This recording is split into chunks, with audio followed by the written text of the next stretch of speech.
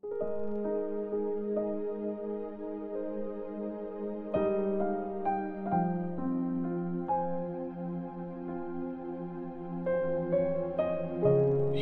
chapter 9. Panlupa at panlangit na worship. Ngayon, yung unang kasunduan ay may mga rules sa pagsamba at may lugar na ginawa para doon mag-worship ang mga tao. Nagtayo ng tent na may dalawang parte. Yung unang part ang holy place. Dito nakalagay yung ilawan at yung mesa na may tinapay na inoffer sa Diyos. Sa likod ng pangalawang kurtina, nandun naman ang most holy place. Doon nakalagay ang gintong altar kung saan sinusunog ang insenso at nandun din ang box ng kasunduan na nababalutan ng ginto.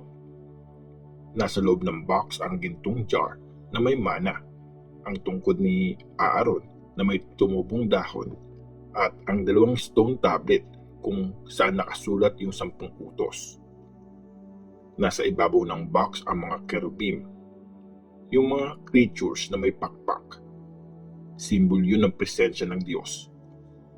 Kino-cover ng mga pakpak nila ang lugar kung saan pinapatawad ang mga kasalanan. Pero hindi ito ang panahon para i-explain ang detalye tungkol sa mga yan. So, ganun nga yung pagkakaayos sa loob ng tent. Araw-araw pumapasok ang mga priest sa unang part ng tent para gawin yung mga ritual at trabaho nila. Pero ang high priest lang ang pumapasok doon sa pangalawa at pinakaloob na part ng tent.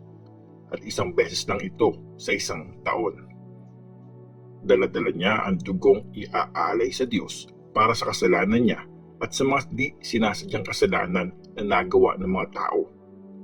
Sa ganitong pagkakaayos, malinaw na tinuturo ng Holy Spirit na sarado pa ang daan papasok sa most holy place hanggang nandyan pa ang unang part ng tent.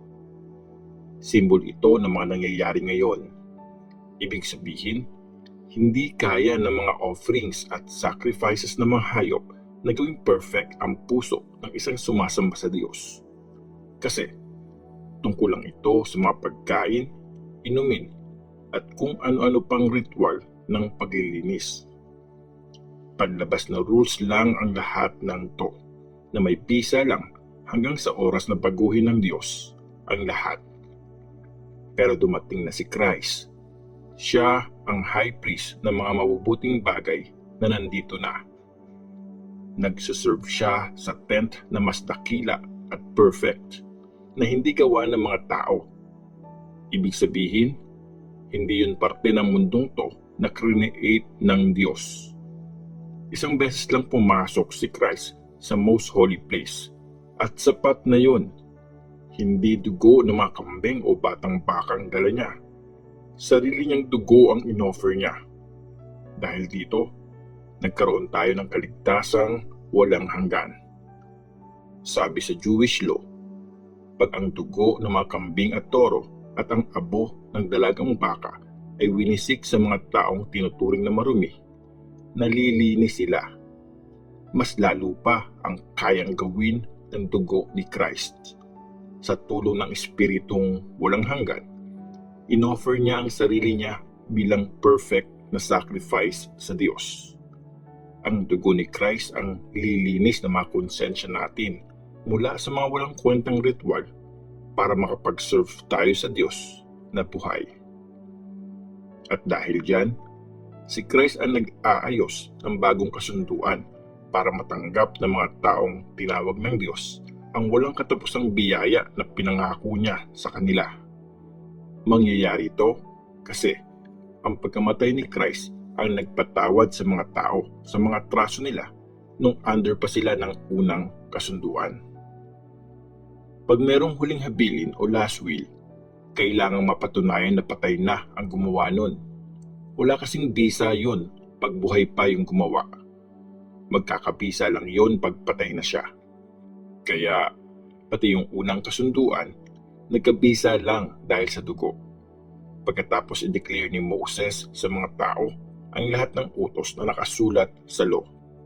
Kumuha siya ng dugo ng mga batang toro at kambing, hinaluan ng tubig, sa kanya winisik sa libro ng law at sa mga tao gamit ang tangkay ng hisop at pulang telang wool.